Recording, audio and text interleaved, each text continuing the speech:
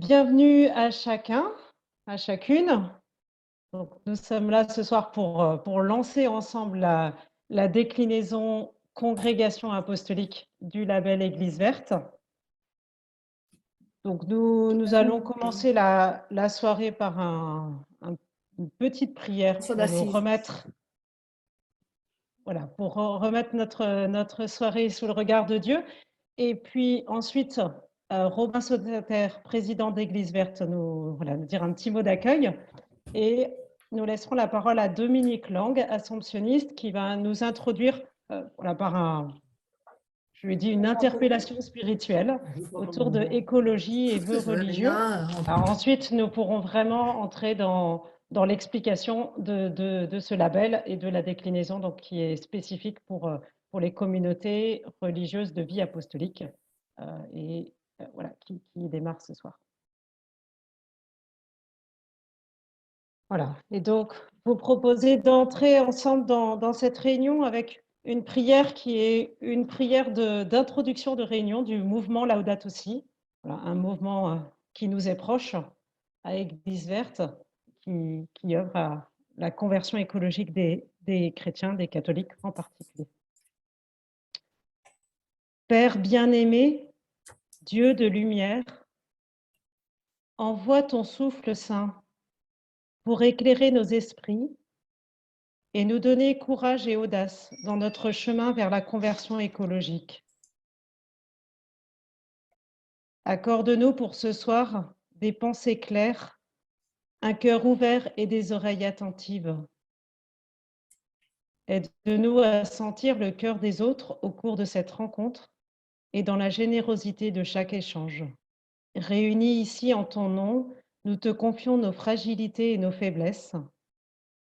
Nous te demandons en retour de nous révéler le don et l'espoir d'être des frères et sœurs de paix, d'amour et de justice. Amen.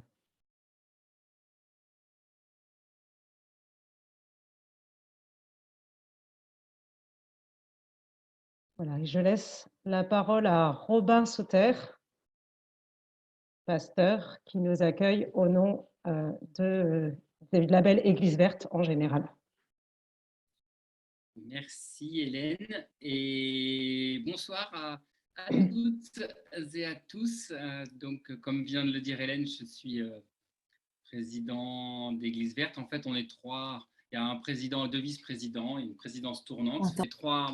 Pour que les trois confessions chrétiennes soient représentées, catholiques, protestants, orthodoxes. Et en ce moment, c'est le protestant de service qui est président, donc votre serviteur.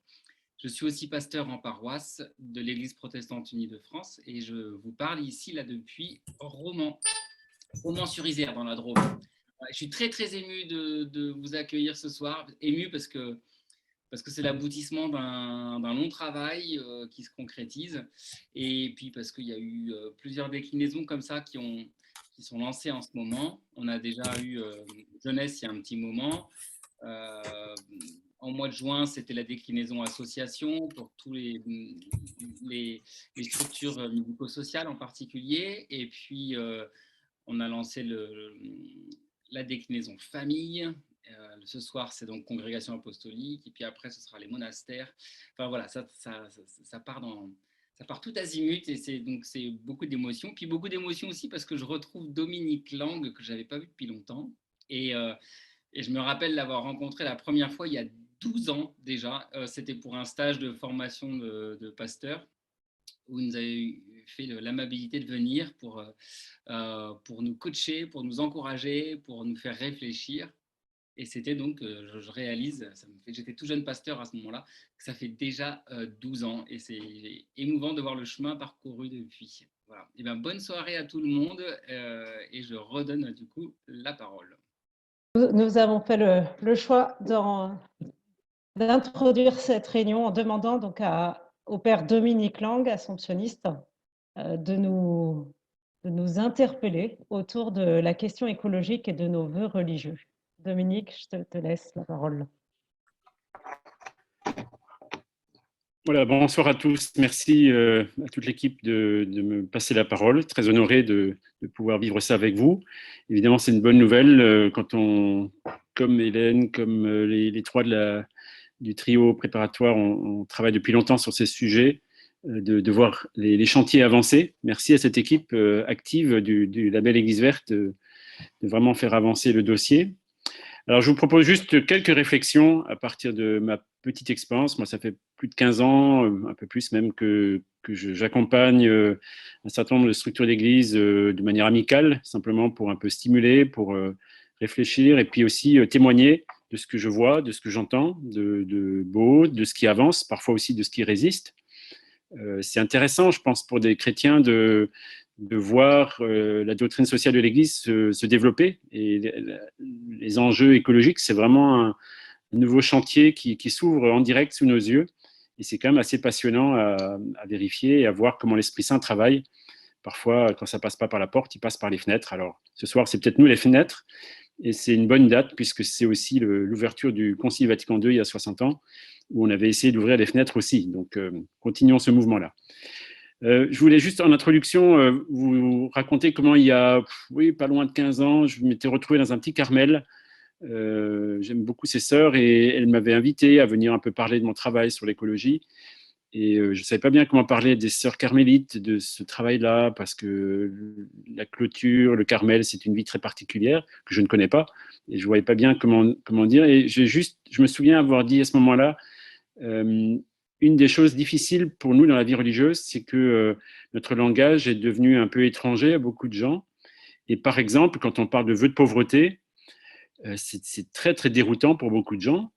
Et il suffirait peut-être tout simplement de parler d'abord de sobriété heureuse, parce que cette expression qui vient d'un certain nombre d'écologistes, souvent non chrétiens, en fait, c'est ce que nos congrégations ont essayé de vivre en mettant en commun leurs biens, en essayant d'avoir une vie fraternelle, en essayant de témoigner ensemble de l'amour de Dieu pour chacun de nous. C'est bien une forme de sobriété heureuse que nous essayons de vivre. Alors, il faudra vérifier si elle est bien active. Et donc, ce petit souvenir-là, je me souviens que ça m'avait aidé aussi à réfléchir moi-même sur les vœux, et c'est ce que je vous propose là, pendant quelques minutes. Nous qui sommes engagés dans des communautés très différentes, mais quand même dans la vie religieuse apostolique, réunis par ces vœux que nous prononçons d'une manière ou d'une autre dans notre parcours, qui c'est d'abord une orientation intérieure avant d'être une étape un peu canonique. Aujourd'hui, on se retrouve avec des vœux qui sont presque inaudibles socialement. Réfléchissez un peu, en tout cas, je réfléchissais tout à l'heure, quand on parle de pauvreté, de chasteté, d'obéissance, très souvent, les gens ne comprennent pas ce qu'on veut dire autour de nous. Parce que du côté de la pauvreté, très souvent, même nous-mêmes, on n'est pas toujours très clair là-dessus.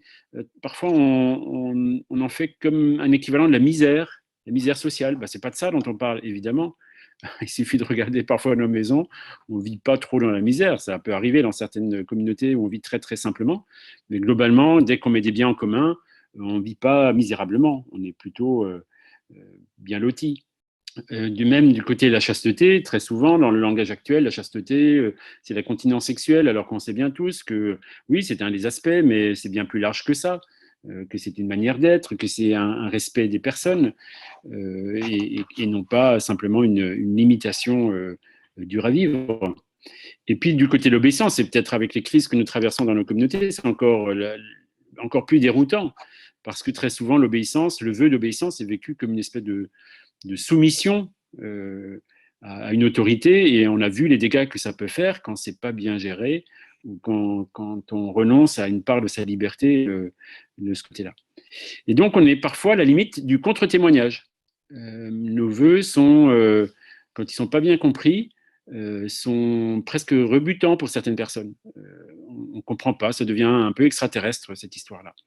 Alors parfois ça nous blesse ou ça nous bloque, mais ce paradoxe, en même temps, d'un autre côté, il est plutôt bon signe, c'est parce que l'évangile lui-même est paradoxal. L'évangile lui-même n'est pas accessible immédiatement. Quand on veut vraiment suivre le Christ, on sent bien qu'il nous met dans des postures qui sont toujours un peu contre-culturelles et parfois pas du tout dans l'air du temps. Donc, soyons pas trop inquiets si nos vœux ne sont pas toujours bien compris. Pour autant, il faut quand même qu'on s'interroge sur comment les rendre actifs, pas simplement se réfugier derrière des expressions que nous seuls on comprendrait.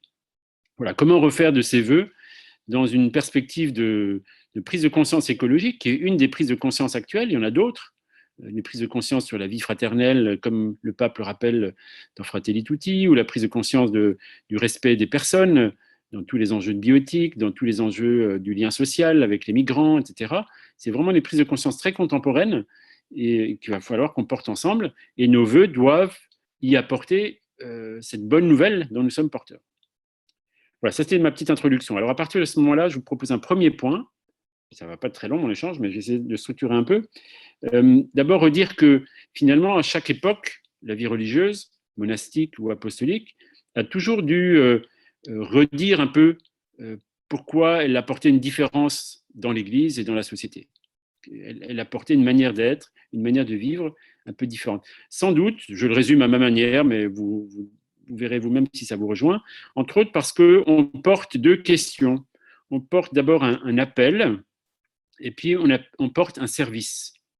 D'abord un appel parce que nous sommes invités à regarder le monde dans le temps long. On a un rapport au temps long parce que ce qui nous intéresse, nous, c'est le royaume de Dieu. Et on se met dans cette perspective d'un royaume de Dieu déjà à l'œuvre ici-bas, mais qui va même au-delà de notre propre expérience charnelle. Un royaume de Dieu qui nous prend dans notre vie et dans notre mort.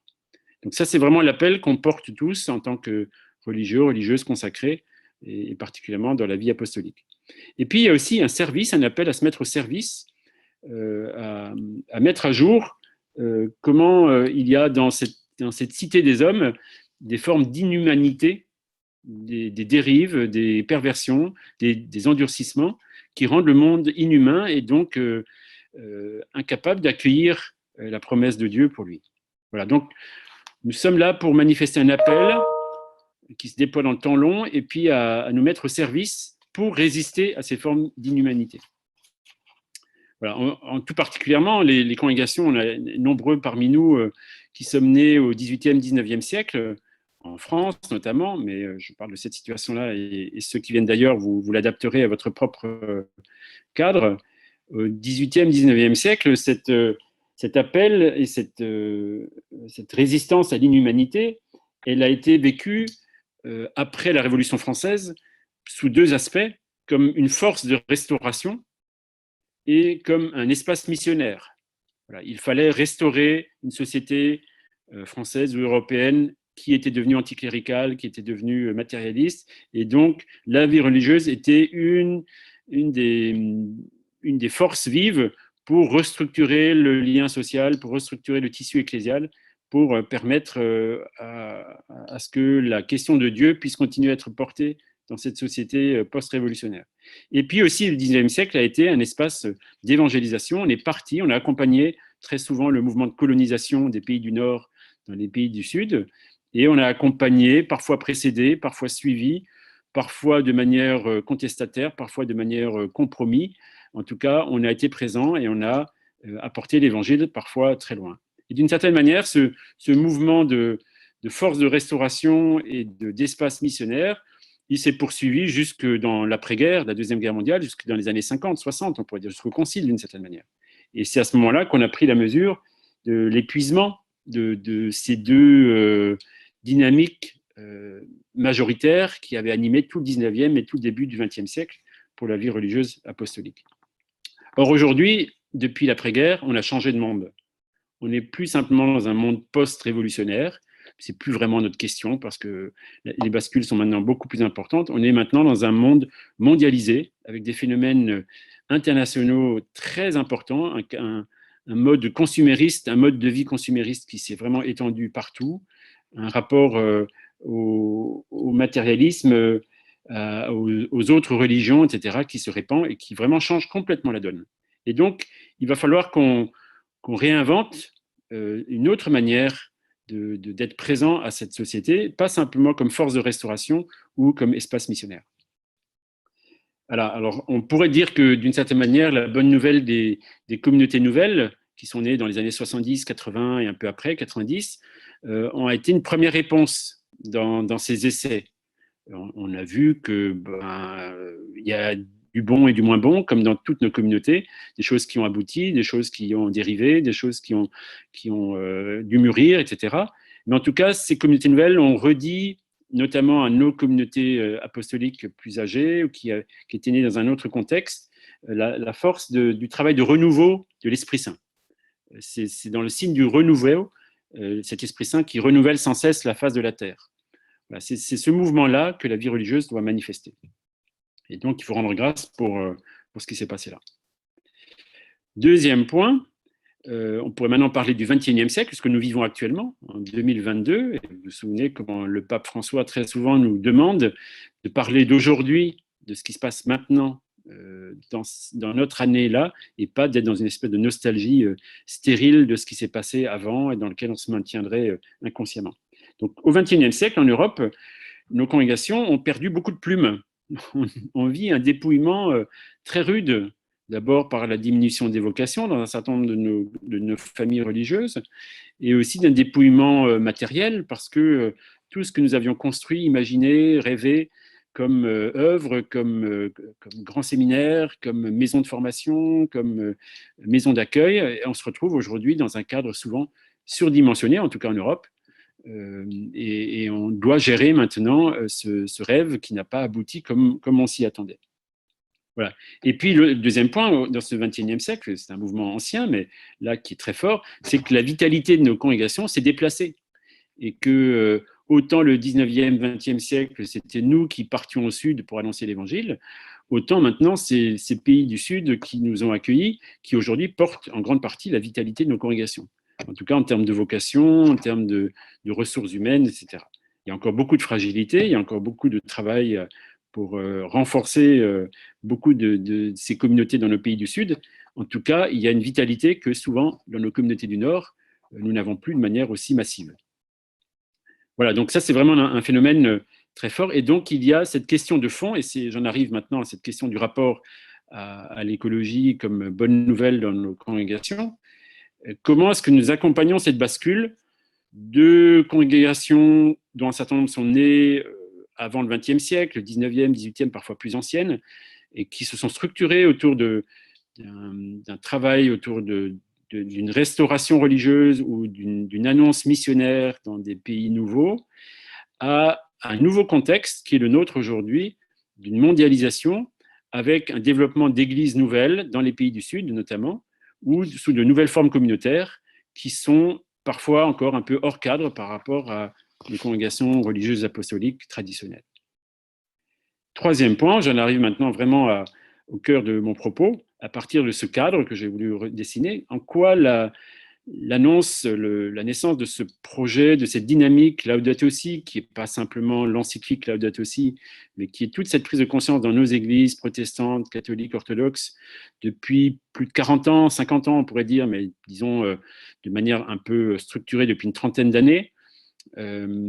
Cette prise de conscience écologique comme en fait une opportunité apostolique, comme une invitation, comme un coup de pied au derrière pour se remettre debout et pour dire mais on ne subit pas que des mutations qui nous font violence, mais il y a aussi des appels très forts pour renouveler notre vie religieuse.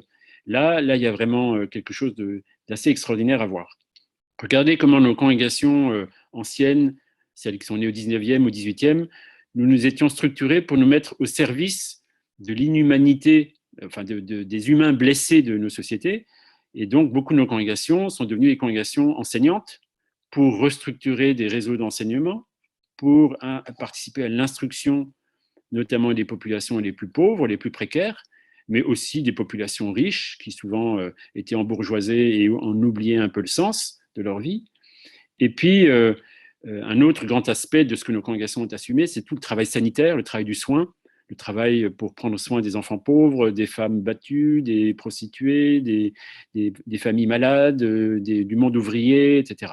Tout ce travail-là que beaucoup de nos congrégations ont fait et qui ont vraiment été des marqueurs identifiants de ce qu'était la vie religieuse dans ces sociétés. On connaissait les bonnes sœurs qui allaient soigner les malades, on connaissait les frères qui allaient enseigner, etc.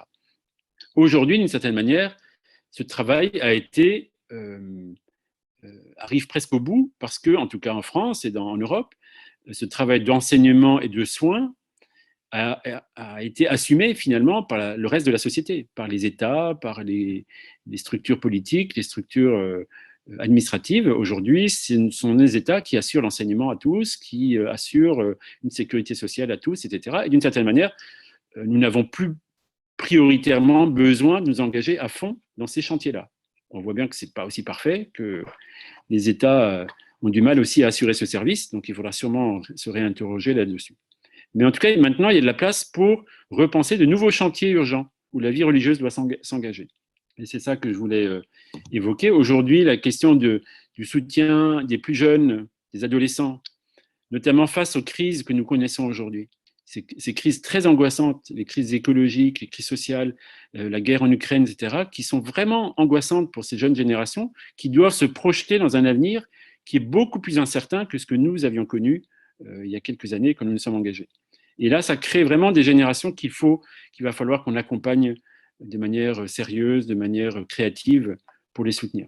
De la même manière pour les familles, toutes les questions des familles en souffrance, du divorce, des nouveaux formats familiaux qui se développent, est-ce que la vie religieuse va être capable d'accompagner ça, d'être à l'écoute, d'offrir des espaces de dialogue, d'accueil, de bienveillance pour accompagner ces mutations-là?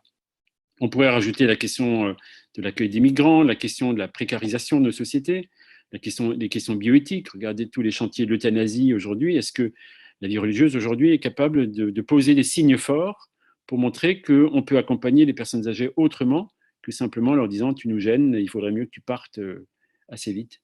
Voilà. Là, on a un chantier, d'autant plus que nos congrégations les plus historiques, souvent, sont vieillissantes, et que donc nous sommes obligés de gérer cette question.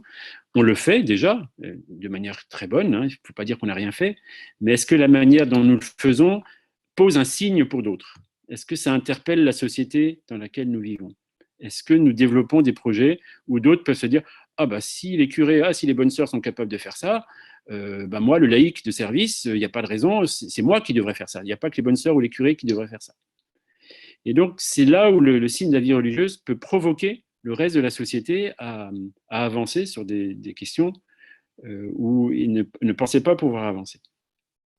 Voilà, donc nous sommes arrivés à un moment où nos vœux de pauvreté, de chasteté, d'obéissance, qui sont d'abord une manière d'être à Dieu, une manière de nous tenir face à lui, une manière de travailler notre propre humanité, de simplifier notre cœur, doivent aussi retrouver la veine franciscaine, que Laudato Si honore de manière si étonnante, en disant ce que François, un religieux mendiant, donc on pourrait dire un religieux apostolique d'une certaine manière, même si ce n'était pas dit comme ça à cette époque-là, pressant dans son intuition, dans sa propre conversion, c'est que pour honorer ce Dieu par ses vœux, il doit le faire en se mettant au service des plus pauvres, donc de l'inhumanité de nos sociétés, de tous ces lieux où l'humain n'est pas respecté, mais aussi au service de toutes les autres créatures. Et ça, cette nouveauté-là, dans nos vies religieuses, je ne suis pas sûr qu'on en ait encore pris la mesure. On n'a pas vraiment pensé ce que ça veut dire pour nos lieux. En quoi le reste de la création n'est pas simplement un décor de nos maisons, mais est au cœur de notre prière, est au cœur de nos engagements, est au cœur de notre travail social, est au cœur de notre travail éducatif, au cœur de notre travail du soin. Voilà vraiment, à mon avis, le défi, et je termine là mon propos, et pour qu'on puisse maintenant réfléchir ensemble sur comment ce label Église verte pour nos congrégations peut devenir vraiment une bonne nouvelle. On se retrouve donc ce début du XXIe siècle, nous, les congrégations apostoliques, devant de nombreux défis. D'abord, gérer l'existant de nos congrégations, avec les mutations très complexes que nous avons à vivre, le vieillissement d'une certaine partie de nos familles, parfois des congrégations qui vont arrêter leurs projets parce qu'ils sont arrivés au bout de ce qu'elles ont vécu, d'autres qui doivent s'adapter parce que la vitalité s'est déplacée dans les pays du Sud. Il va falloir qu'on respecte ces vocations qui viennent de ces pays-là, avec d'autres cultures, avec des générations plus jeunes, qui portent d'autres questions, un autre rapport au monde, un autre rapport à ces grandes crises contemporaines. La chance que nous avons en tant que congrégation par rapport, par exemple, au label Église verte des paroisses, qui s'est beaucoup développé. Hein. Je ne sais pas quels sont les derniers chiffres, Robin pourrait peut-être nous dire, ou Hélène. Moi, j'avais entendu qu'on était à plus de 700 paroisses aujourd'hui en France qui ont commencé à s'engager dans ce label. La chance que les congrégations religieuses ont par rapport aux paroisses, c'est que quand nous parlons de maison commune, comme le dit l'encyclique Laudato Si, nous, c'est une réalité. Autant dans les paroisses, la maison commune, c'est l'église, c'est la salle paroissiale, c'est quelques locaux communs. Mais la maison commune où nous vivons ensemble, nous, on sait ce que c'est. Ce sont nos communautés, ce sont nos maisons de retraite, ce sont nos maisons de vie, nos projets où nos vies fraternelles vivent ensemble. Nous vivons ensemble dans nos communautés, dans nos maisons communes. Donc c'est une réalité très concrète pour nous, la maison commune. Ce n'est pas simplement une appellation générale. Et donc, toute la force et tout le défi du label Église verte, c'est que nous allons devoir réfléchir, si nous le voulons, sur des questions d'alimentation, d'énergie, de transport, d'immobilier, de foncier, de terrain, etc., qui sont des réalités très complexes dans nos congrégations, mais que nous assumons déjà pour le bien commun de nos communautés, et qui donc peuvent aussi devenir un accélérateur pour toutes les autres communautés chrétiennes. Parce que quand nous prenons des décisions sur l'immobilier ou sur l'alimentation ou sur l'énergie, vu la taille de nos réseaux, ça a un effet démultiplicateur potentiellement beaucoup plus fort que quand une petite paroisse ou quand une famille prend une décision sur la manière dont elle se nourrit, dont elle s'alimente ou dont elle se déplace. Voilà. La force de nos réseaux. Nous sommes des maisons communes, concrètes et en réseau. Et ça, c'est vraiment une force très forte. Et je me souviens comment, il y a plus de 20 ans, des écologistes non chrétiens me disaient « Mais le jour où les églises se mettront en route, vu le réseau que vous représentez, le réseau humain, le réseau de maisons, là, vraiment, la prise de conscience écologique, elle gagnera un poids incroyable en termes de mobilisation. » Voilà, donc des maisons, des centres, des jardins, du foncier agricole, voilà, vraiment des questions nouvelles que nous, congrégations religieuses, nous pouvons travailler et nous pouvons accélérer des modèles nouveaux qui interpelleront le monde agricole contemporain, qui interpelleront d'autres maisons d'accueil, qui interpelleront d'autres maisons de retraite, qui interpelleront d'autres projets d'habitat groupé, etc. Parce que là, nous avons des structures et nous avons une expérience de vie commune avec un modèle qui n'était pas très écologique jusque-là parce que ce n'était pas notre priorité. Mais si nous nous y mettons, si nous donnons les moyens d'accueillir ces questions et de les travailler comme nous savons le faire sur d'autres questions, alors vraiment, on redeviendra signe pour beaucoup, beaucoup de lieux et des gens viendront chez nous pour nous poser des questions, voire s'intéresser à nos propres projets. Ce qui veut dire aussi de manière très, très simple que si nos maisons travaillent ces questions-là, si nos communautés portent la question de l'alimentation, la question de l'énergie, etc., beaucoup de jeunes et aussi de moins jeunes, mais notamment des jeunes qui, justement, sont très branchés sur ces questions-là, viendront à notre rencontre. Et la question vocationnelle se posera notamment autour de cette manière-là de gérer notre vie. Voilà, je termine en rappelant aussi que nos communautés sont intergénérationnelles, et c'est un sacré défi, c'est très difficile à vivre, mais ça aussi, c'est un sacré signe par rapport à tout ce qui se vit dans notre société, où les plus jeunes portent la question de la crise écologique face à des générations plus âgées qui, eux, ne savent pas comment la porter, parce qu'ils ont vécu dans un autre monde. Et bien ça, dans nos congrégations, c'est déjà un défi. C'est déjà une question qui arrive et que nos chapitres, nos réunions, nos lieux de décision doivent assumer. Et si nous l'assumons de manière intelligente et de manière dynamique, sous la forme d'un processus intergénérationnel, là aussi, on sera signe par rapport à ce qui se vit dans notre société, que c'est possible, que des générations plus mobilisées sur ces questions écologiques peuvent être soutenues par des générations qui le sont moins, et non pas bloquées par, comme on peut le voir parfois dans certains processus.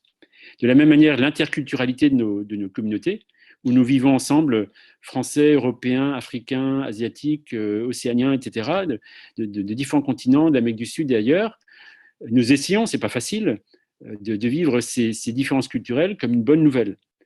Si nous arrivons à montrer que cette mixité culturelle de nos communautés n'est pas juste une manière de sauver des maisons pour qu'elles continuent à fonctionner, mais au contraire un lieu, un laboratoire où nous découvrons en quoi l'expérience du buen vivir sud-américain peut aider le bien vivre, comme disent les Sud-Américains, peut être une interpellation pour nos propres communautés européennes, la manière dont le Ubuntu africain peut nous aider, nous, à réfléchir sur comment faire du lien social avec d'autres, la manière dont les communautés asiatiques développent un rapport au monde que nous ne connaissons pas et qui peuvent nous aider à avancer sur notre propre projet. Vraiment, c'est difficile à faire, mais si nous y arrivons dans certains lieux, ça sera un signe très, très évocateur pour beaucoup de gens autour de nous. Et donc, une bonne nouvelle. On redevient à ce moment-là porteur d'une bonne nouvelle, alimentée par l'Évangile. Donc, la question de départ qui était en quoi nos vœux religieux peuvent s'articuler par rapport à cette prise de conscience écologique, je reviens un peu à l'expérience que j'avais fait dans ce Carmel. Oui, parlons de notre vœu de pauvreté comme une expérience très concrète, un laboratoire de la sobriété heureuse, comme un lieu où dans nos communautés, dans nos maisons communes, nous nous engageons pauvrement, simplement, pas à pas forcément de manière radicale, mais sans relâcher l'effort, pour manifester que la sobriété heureuse est une vraie réponse aujourd'hui par rapport aux défis de nos sociétés. De la même manière, le vœu de chasteté, on pourrait dire d'une certaine manière que si on ne sait pas le parler autrement, parlons du tout est lié, qui revient si souvent dans l'encyclique. Tout est lié. Il n'y a pas de supérieur ou d'inférieur, il n'y a pas de phénomène d'individualisme qui nous épuise. Tout est lié entre toutes ces créatures, entre nous les humains, dans nos communautés, mais aussi avec tout ce qui nous environne. Et la question de la biodiversité, qui est vraiment un angle mort aujourd'hui dans l'Église, devrait être travaillée par nos congrégations religieuses. Nous devrions être capables d'avoir des lieux où la question de la biodiversité, du respect des autres espèces végétales, animales, etc., soit travaillée comme un défi pour nous, parce que ça aidera beaucoup d'autres, des agriculteurs, des scientifiques, etc., à se mettre au travail à notre suite. Et enfin, la question de l'obéissance, redoutable dans les crises que nous connaissons, dans les dérives que nous avons connues et dont nous sommes porteurs. Il va falloir que peut-être l'appel du pape François dans Fratelli Tutti à redire, à clamer et à temps et à contre-temps que nous sommes tous frères et sœurs, et que l'obéissance, elle est vécue comme ça, comme des frères et des sœurs, et non pas comme des maîtres et des esclaves, non pas comme des supérieurs et des inférieurs. Voilà. Si la vie religieuse, c'est ça qu'elle manifeste, alors à ce moment-là, la prise de conscience écologique qui est en cours actuellement dans nos sociétés, notamment dans les générations les plus jeunes, aura vraiment des lieux d'expérimentation dans nos communautés. Et ça renouvellera nos appels et notre service, et donc notre témoignage, et donc notre manière d'être au monde, et donc notre annonce du Christ. Merci beaucoup. Bonne soirée à chacun. Merci beaucoup, Dominique. Voilà, nous allons donc maintenant passer à rentrer dans le vif du sujet donc de notre réunion de ce soir, qui est la présentation de la déclinaison congrégation apostolique du label Église verte. Et pour ça, je laisse d'abord Juliette Maupas, qui est chargée de mission à Église verte, de nous présenter rapidement le label Église verte en général. Alors, je vais vous faire un petit topo très rapide sur le label général pour que vous voyez à la fois les différences et les ressemblances avec ce qu'Hélène va vous présenter tout de suite après. Donc, pour présenter très rapidement le label Église verte, c'est vraiment un outil très pratique qui a pour but de faciliter la conversion écologique des communautés chrétiennes. Par communauté, on entend paroisse, monastère, lieu d'accueil, congrégation apostolique, maison diocésaine, etc. etc. C'est une démarche œcuménique, donc Église verte est sous l'égide du Conseil d'Église chrétienne en France, de la Conférence des évêques, de la Fédération protestante et de l'Assemblée des évêques orthodoxes. Ça a déjà 5 ans, donc vous avez peut-être suivi les différents événements pour fêter notre 5e anniversaire cette année. Et nous en sommes déjà à plus de 750 communautés engagées qui, c'est vrai, sont en majorité des paroisses. Et c'est pour les paroisses que l'éco-diagnostic, donc l'outil principal du label, a été pensé. Donc, rapidement, pour vous présenter un peu tout le monde qui gravite autour d'Église verte. Donc, Église verte, c'est vraiment un réseau et c'est entouré par de nombreuses structures qui apportent leur expérience, leurs compétences, etc. Donc, vous voyez une liste sur le côté. Ensuite, donc, formellement, ce sont les 3... donc, Monseigneur de Moulin-Beaufort, Christian Krieger et le métropolite Dimitrios, qui sont les présidents d'Église verte. Donc, ils délèguent bien sûr d'autres personnes pour représenter leur confession parce que n'ont pas le temps d'être présents régulièrement. Donc, la présidence est écuménique, le bureau élargi est écuménique aussi. L'équipe salariée dont je fais partie, les 3 confessions sont représentées. Et au sein de toutes les communautés locales engagées, donc principalement des paroisses, mais aussi tout un tas d'autres structures.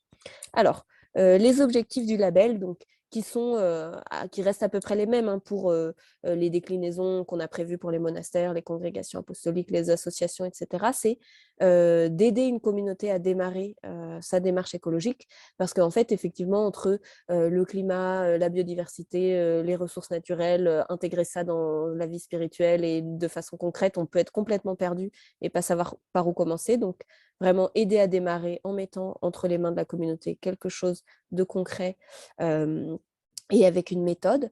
Porter du fruit, donc le fruit, donc on en reparlera juste après des fruits, mais le fruit, ça peut être une baisse de l'empreinte carbone, une réduction de la production de déchets, donc des choses quantifiables et mesurables.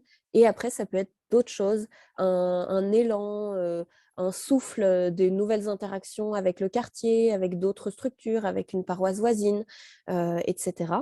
Et le dernier objectif, c'est de s'inscrire dans la durée, donc que année après année, la démarche, elle s'approfondisse sur les thèmes déjà abordés, elle s'élargisse à d'autres thèmes, etc. Donc, comment ça marche concrètement? Donc, le label général était pensé pour les paroisses et donc les paroissiens motivés devaient d'abord constituer un vrai groupe, donc pas une seule personne, pas un couple, parce que quand on est trop peu, si on part, la démarche peut s'essouffler, donc constituer un vrai groupe pour porter la démarche, recevoir l'accord du pasteur, du curé, de la directrice, etc., donc de la communauté, pouvoir communiquer autour de la démarche et avoir déjà organisé quelque chose même modeste pour prendre soin de la création. Et donc, à partir de ce moment-là, on obtient un niveau de label, le niveau graine de CNV, et vous allez voir que tous les autres niveaux de label que vous voyez là à l'écran ont des noms de plantes bibliques pour symboliser un peu la croissance, le développement harmonieux, etc. Donc ensuite, le deuxième, après avoir constitué son petit groupe, on remplit son éco-diagnostic, donc un questionnaire d'environ 80 questions réparties en 5 domaines sur les pratiques écologiques de la communauté. Donc les réponses aux questions, ça peut être oui, non, ça peut être gradué en fréquence, en pourcentage, etc.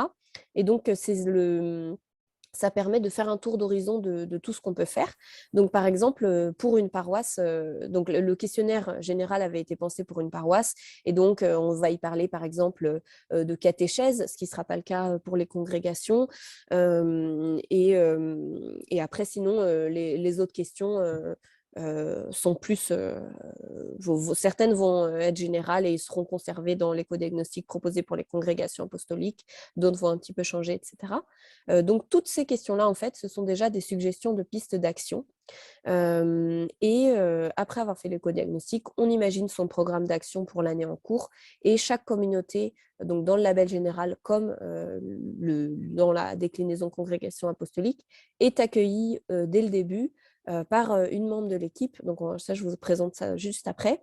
Donc avec un entretien téléphonique initial pour faire connaissance, présenter notre communauté, ce qu'elle a déjà fait, ce qu'elle a prévu de faire, se donner des conseils, s'encourager, etc. Et l'idée, c'est de chaque année refaire l'exercice, remplir l'éco-diagnostic, l'envoyer à l'équipe Église verte avec le bilan des actions de l'année écoulée et le nouveau programme d'action pour l'année à venir. Donc, programme d'action qui est laissé au libre choix de la communauté. Dans l'idée que, comme ça, la démarche s'inscrit dans la durée et s'approfondit. Les communautés sont invitées à soutenir le label Église verte à la mesure de leurs moyens chaque année aussi. Et le label Église verte s'engage à proposer à toutes les communautés labellisées, dans leur diversité de formes et de structures, une rencontre annuelle en ligne ou en vrai. Donc là, je vous ai remis sous forme de graphique comment ça se passe, l'entrée dans la démarche Église verte. Et c'est exactement comme ça que ça va se passer aussi pour les congrégations apostoliques. Et enfin, donc, au niveau national d'Église verte, donc on a un bureau bénévole et une équipe salariée. Donc, en plus, d'Ivan, notre secrétaire général qui est là d'ailleurs ce soir, nous sommes 3 salariés qui nous occupons spécifiquement du suivi des communautés et d'autres choses. Et puis après, nous avons Hélène qui coordonne la déclinaison congrégation apostolique et sœur Nathanaël la déclinaison monastère, mais pas sous statut salarié. Et donc, toutes les 3, Juliette, Marie-Lorraine et Delphine, c'est nous qui allons suivre les communautés et on se les est répartis selon des zones géographiques que vous voyez sur la carte ici. Et donc, vous savez d'ores et déjà, selon l'endroit où vous êtes, qui sera votre interlocutrice. Donc voilà, c'en est fini pour cette présentation ultra rapide du label Église verte générale, on va dire, et de comment les communautés sont suivies. Et je vais rendre la parole à Hélène. Très vite, donc le label a été lancé en 2017 et très rapidement, différents types de communautés chrétiennes ont demandé à ce que ce label soit retravaillé pour leur communauté spécifique. Donc, il y a aujourd'hui 5, même 6 déclinaisons, dont donc, cette déclinaison congrégation apostolique. À l'origine de cette déclinaison, donc, il y a eu une interpellation des supérieurs majeurs ignatiens qui ont voulu, qui ont senti le besoin d'une déclinaison spécifique pour nos congrégations apostoliques et qui ont interpellé la COREF pour que soit mis en place un groupe de travail. Voilà, donc pendant l'année 2020-2021, nous avons travaillé avec, nous étions 15 religieux, religieuses de différentes communautés à nous retrouver tout le temps par Zoom, puisque c'était l'année du confinement et que nous venions de toute la France, pour travailler sur cette déclinaison. Je me permets de les citer ici pour les remercier pour ce travail qu'ils ont fait. Donc, il y avait représenté des assomptionnistes, des sœurs auxiliatrices, communauté du Chemin Neuf, la communauté Saint-Viateur, les Dominicains, la famille missionnaire Notre-Dame, les Fils de la Charité, Jésuites, les Sœurs de Notre-Dame des Apôtres, les Sœurs de Saint-François d'Assise, religieuses du Sacré-Cœur de Jésus, des Sœurs de Sainte-Chrétienne, les Trinitaires, Ursulines de l'Union romaine et à chaque fois plutôt Xavier. Voilà, donc nous avons travaillé au cours de l'année 2020-2021 pour élaborer l'éco-diagnostic spécifique aux congrégations apostoliques.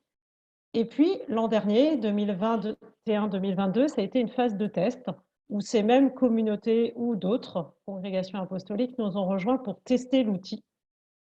Voilà, donc merci à toutes ces communautés qui ont testé, qui ont fait remonter leurs remarques.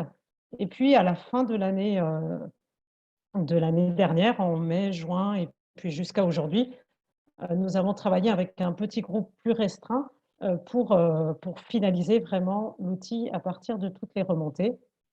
Et là, je me permets de remercier Noélie Jima Dubaï, Xavier de Benazet, jésuite, Hélène Versavel, sœur de Saint-François d'Assise, et puis Juliette Maupas, voilà, nous avons travaillé tous les 5 pour arriver à cet outil aujourd'hui. Alors, concrètement, avant d'entrer dans l'explication encore plus précise de cette déclinaison, je propose que nous prenions quelques minutes pour que toutes les congrégations qui ont déjà participé, soit qui sont rentrées dans la démarche avec l'outil général, tant que la déclinaison n'existait pas, ou au cours de la phase de test, puissent dire, pour ceux qui sont présents, rapidement, en 30 secondes, si vous pouvez nommer un fruit de cette démarche dans laquelle vous êtes déjà rentré. Voilà. Est-ce que pour ceux qui soit avaient rejoint le label dans sa version générale, soit qui ont rejoint le groupe de travail ou la phase de test de la déclinaison apostolique, je vous laisse la parole pour nous dire un mot très rapidement, mais qu'est-ce que cela a pu déjà peut-être produire dans vos communautés et congrégations.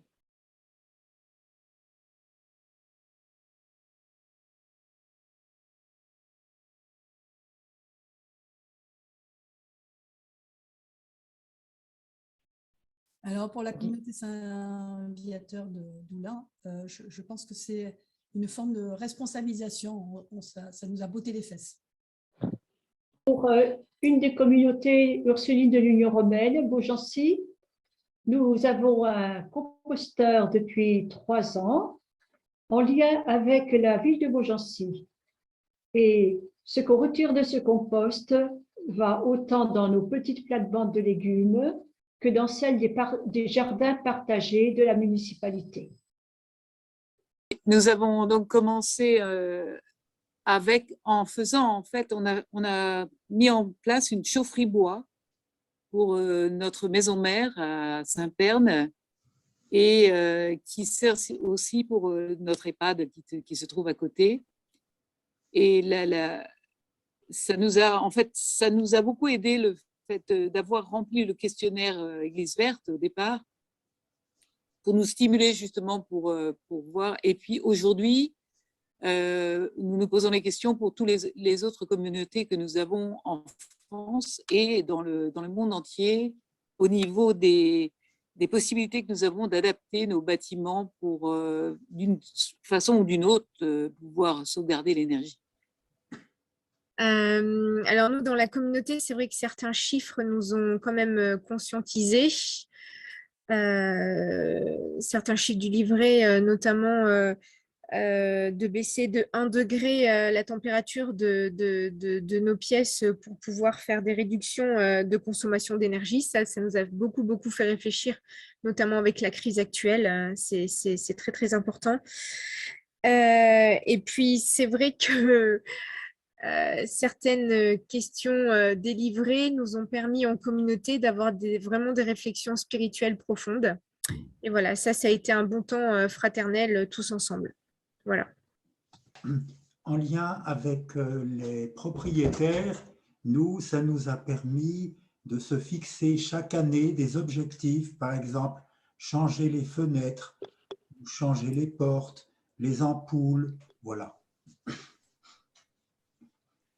Parce que d'autres actions, comme par exemple les fêtes de la création, ce sont des actions que l'on fait, qu'on est habitué à faire chaque année. Donc ça, il n'y avait pas de changement.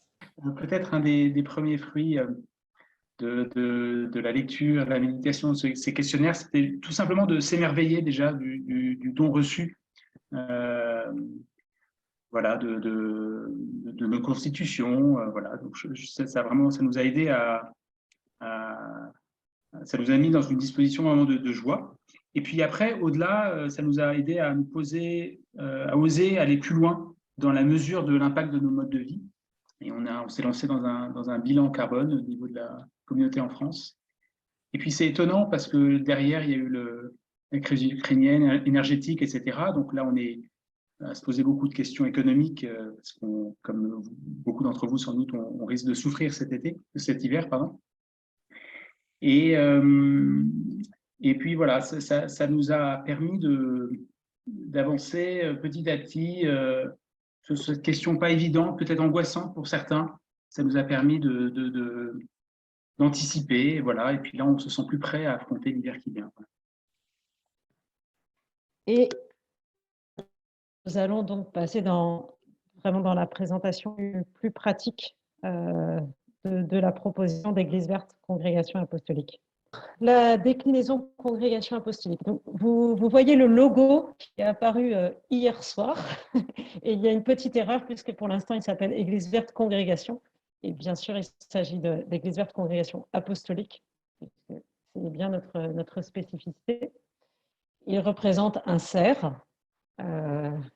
J'imagine que vous pensez peut-être spontanément, en tout cas c'est ce à quoi nous avons pensé dans l'équipe Église verte, au psaume 42, comme un cerf altéré cherche l'eau vive. Voilà, nous avons choisi un animal biblique pour chacune des déclinaisons et pour la congrégation apostolique, ce sera donc le cerf qui sera notre symbole. Nous cherchons l'eau vive. Alors, la déclinaison congrégation apostolique, elle s'adresse prioritairement, si possible, à des instituts de vie apostolique.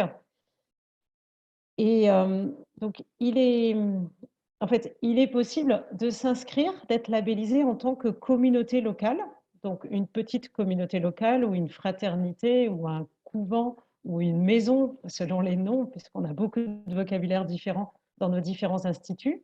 On a choisi de parler de communauté locale dans la déclinaison.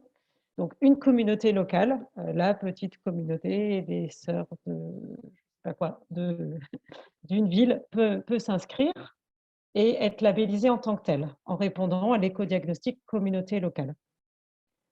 Mais ce que nous encourageons, c'est que ce soit une province ou une congrégation pour la région qui contient la France, qui soit labellisée. Et dans ce cas-là, on demande à l'instance de gouvernement, c'est le nom qu'on a choisi pour regrouper conseils provinciaux, conseils généraux ou d'autres appellations, parce que là aussi, selon nos instituts, on a des noms un petit peu différents.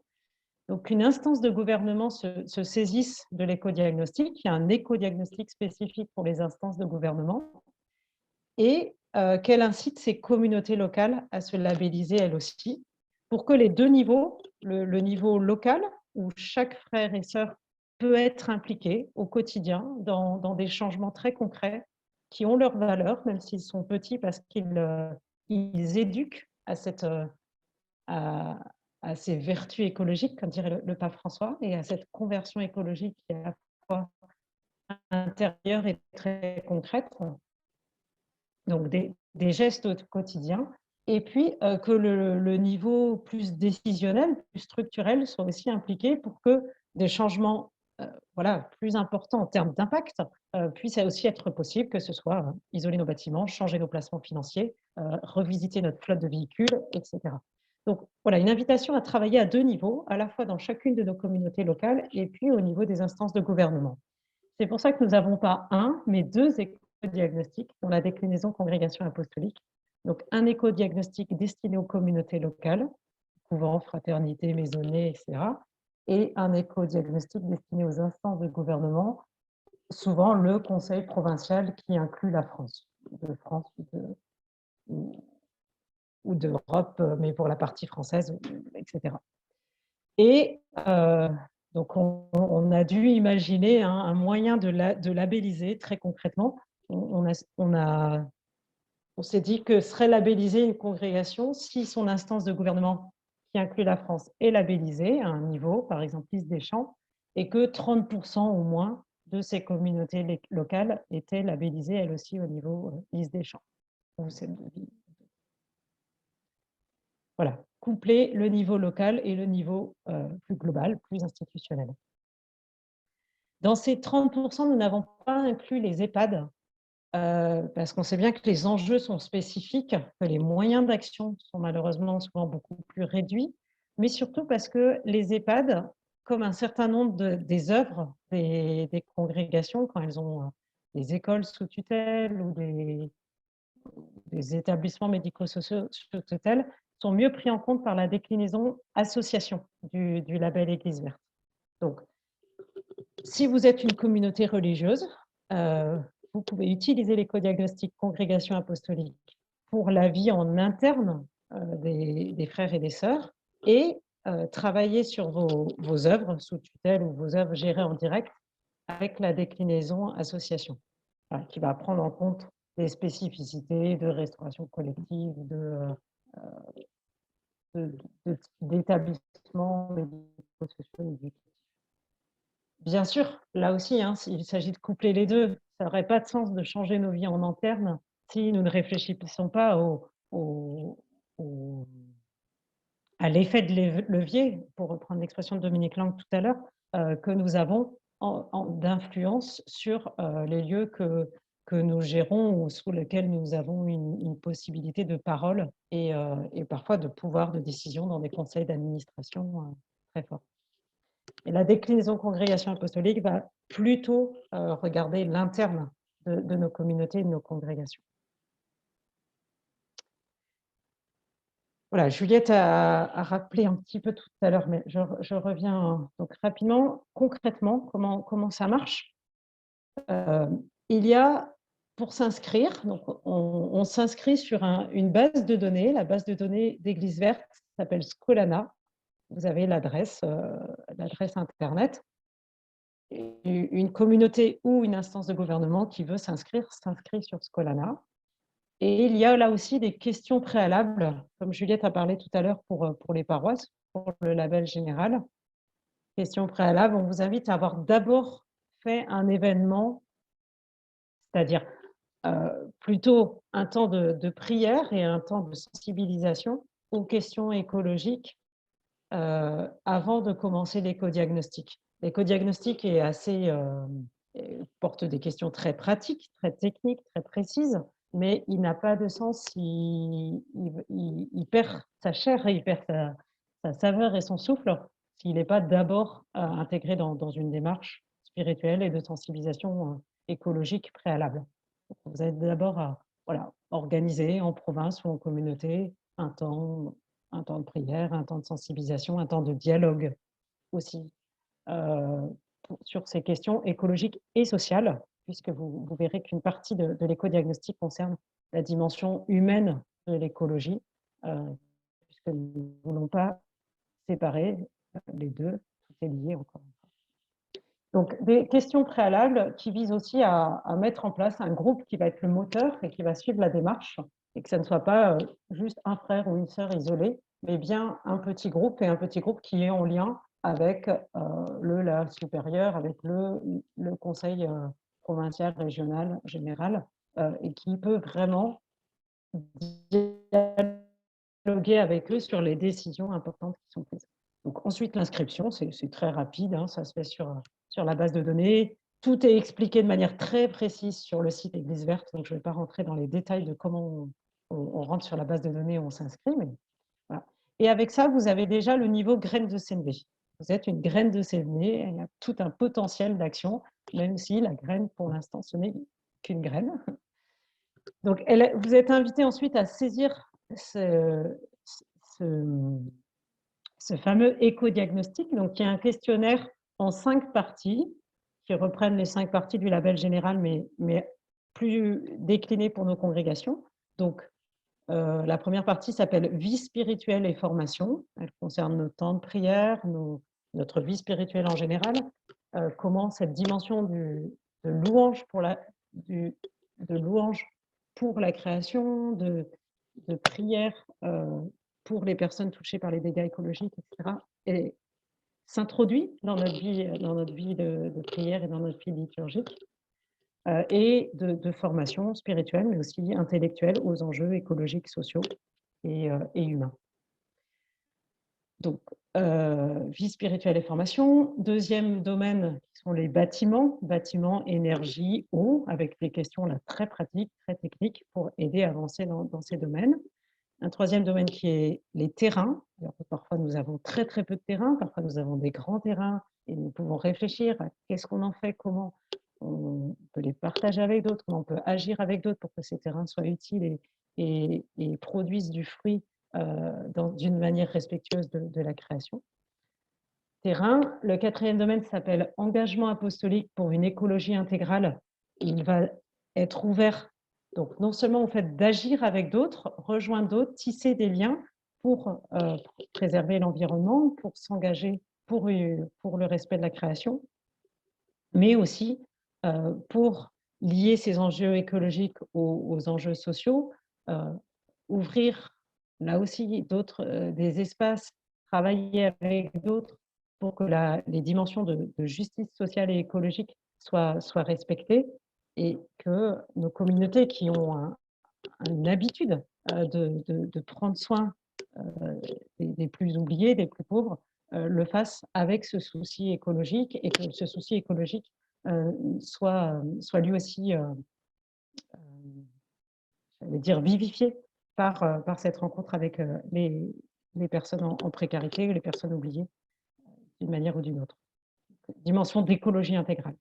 Et puis, un dernier domaine qui est le domaine de notre mode de vie, et qui concerne, alors là, vraiment, comment nous vivons, comment nous nous alimentons, comment nous nous déplaçons, où c'est que nous plaçons notre argent, comment nous vivons le quotidien, avec aussi la dimension d'équilibre de vie pour une écologie intégrale, voilà, respectueuse des relations de l'humanité. Donc 5 domaines avec des questions très précises qui ont uniquement pour vocation, j'ai envie de dire, de nous aider à avancer.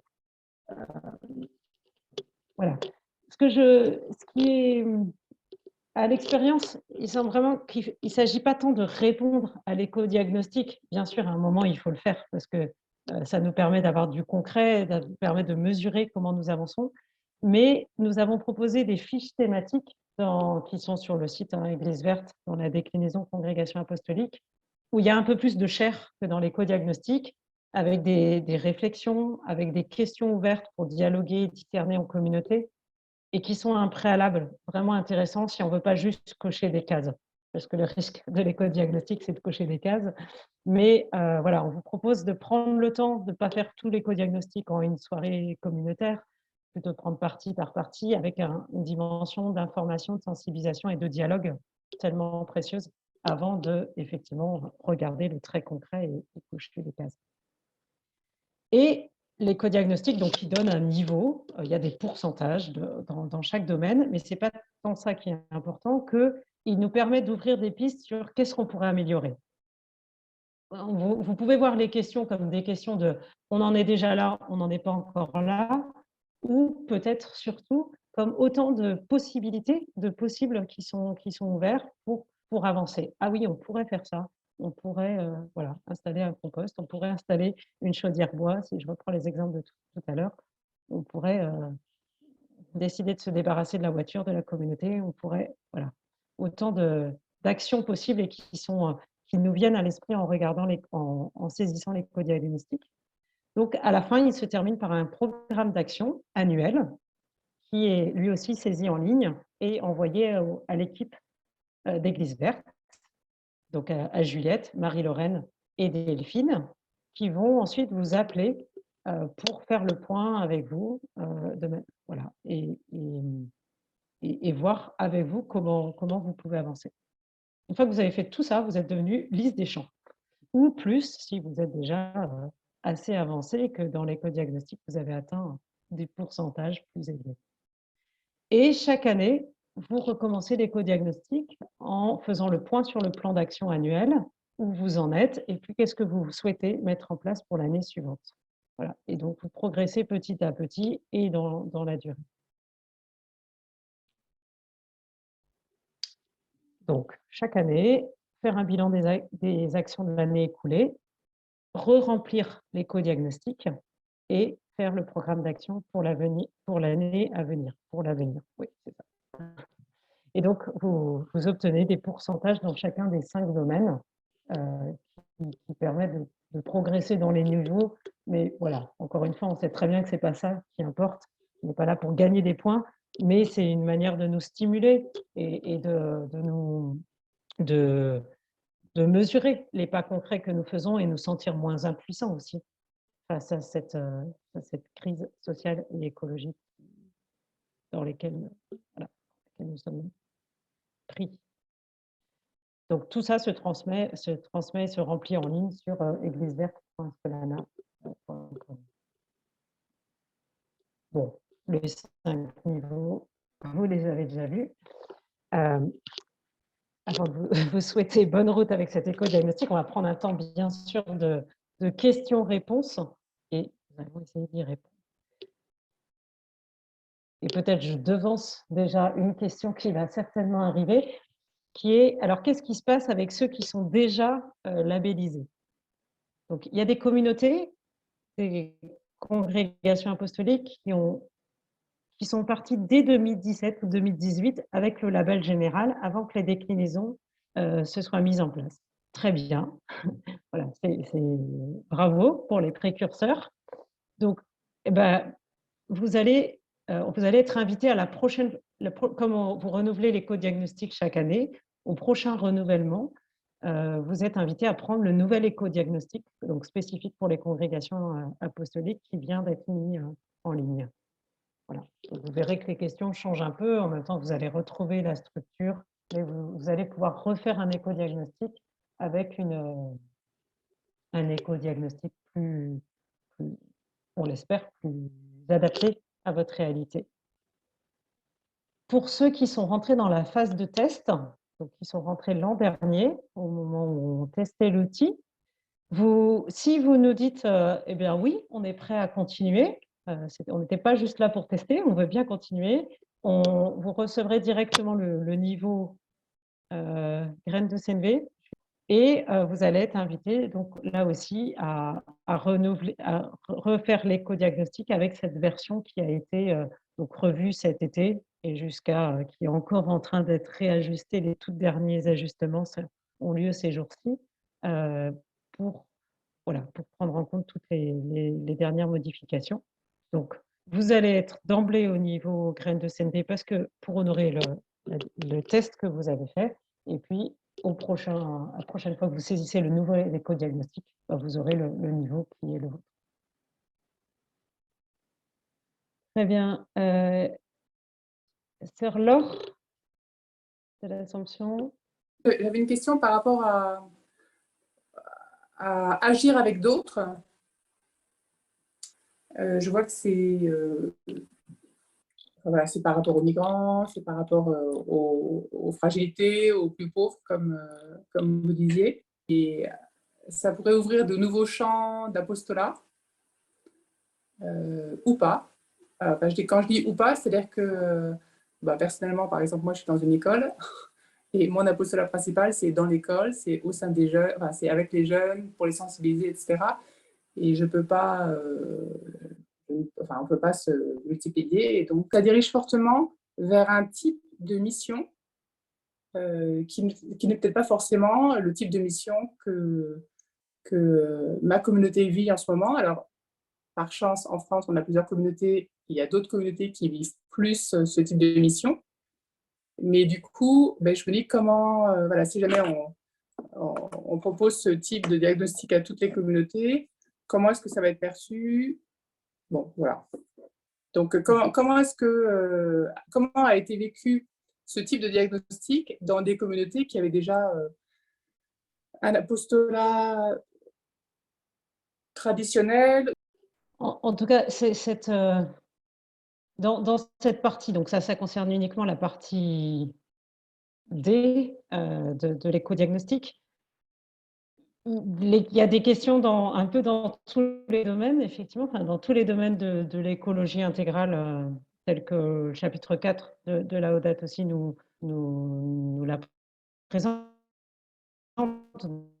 donc avec les dimensions environnementales, vraiment, les dimensions sociales, les dimensions économiques, les dimensions humaines.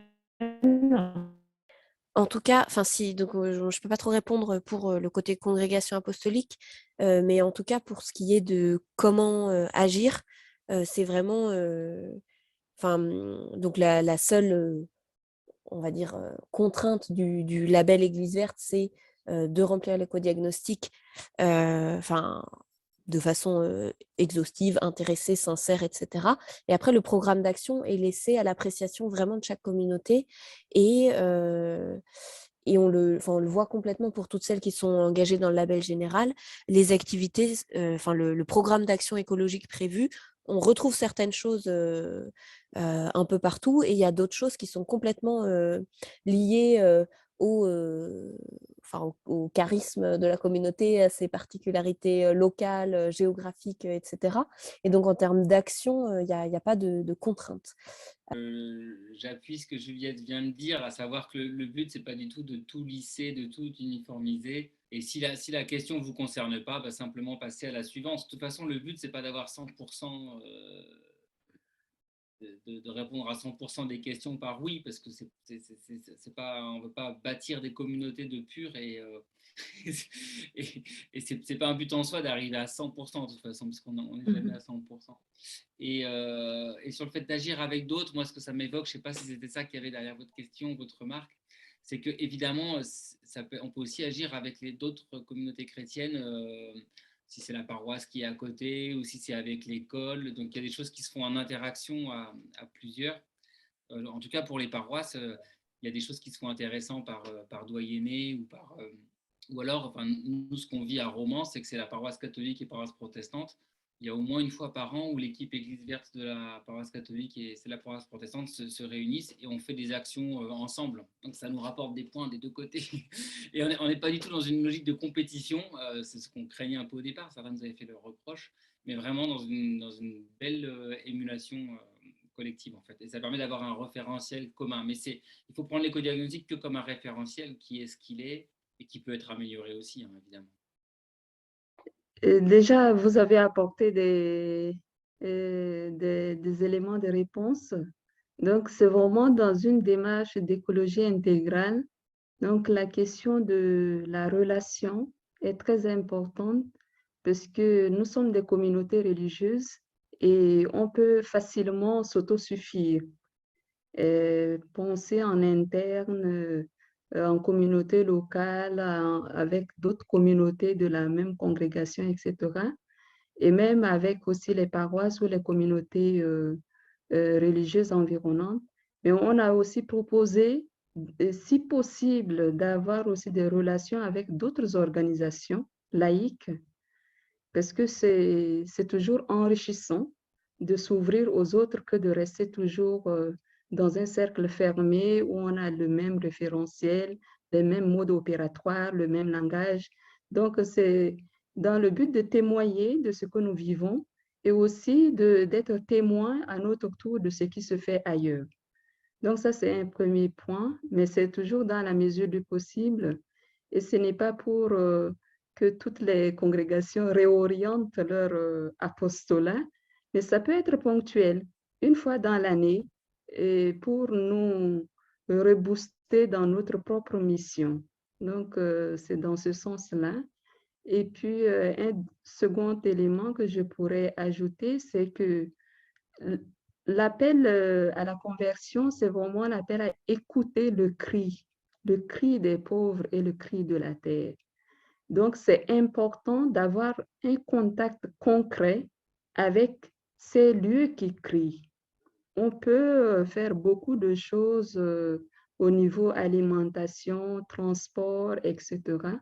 Mais c'est aussi important d'avoir, si c'est possible, un contact avec les personnes les plus pauvres, pas seulement pour les aider, mais de voir à leur niveau comment ces personnes ont aussi une intelligence pratique qui leur permet de vivre et de faire face à ce défi à leur manière.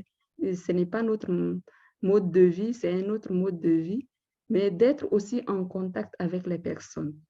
Donc, c'est dans ce sens que la question, par exemple, est-ce qu'on peut être en contact avec les migrants, etc. Donc, une fois de plus, ce n'est pas pour avoir forcément un apostolat suivi auprès des migrants, mais au moins un contact une fois en passant peut nous renouveler dans notre approche de l'écologie. Voilà ce que je pourrais ajouter. Je rajouterais juste qu'on n'a pas vocation à tous être à travailler dans les mêmes domaines, mais donc il y a dans cette partie-là de l'éco-diagnostic, certains seront meilleurs entre guillemets sur certains points, d'autres sur d'autres. Et il y a aussi une complémentarité entre nous qui est heureuse. Mais pouvoir s'ouvrir à d'autres réalités. Bon, moi j'en dis pas plus. Je crois que Noélie a déjà bien expliqué ce qui nous animait dans cette partie. Merci à chacun, chacune de votre engagement, de votre désir d'avancer sur ces questions-là. Merci d'avoir été présent ce soir. Et puis surtout, on vous souhaite, toute l'équipe qui a travaillé sur cette déclinaison et puis toute l'équipe d'Église Verte, un bon chemin sur ces enjeux de conversion écologique, avec ce que j'ai envie de retenir de ce que présentait Dominique Lang en premier, de considérer cela comme une chance de renouvellement pour nos communautés, une chance d'ouverture et une chance de retour à nos sources évangéliques profondes. Voilà, bonne route vraiment à chaque communauté, à chaque congrégation.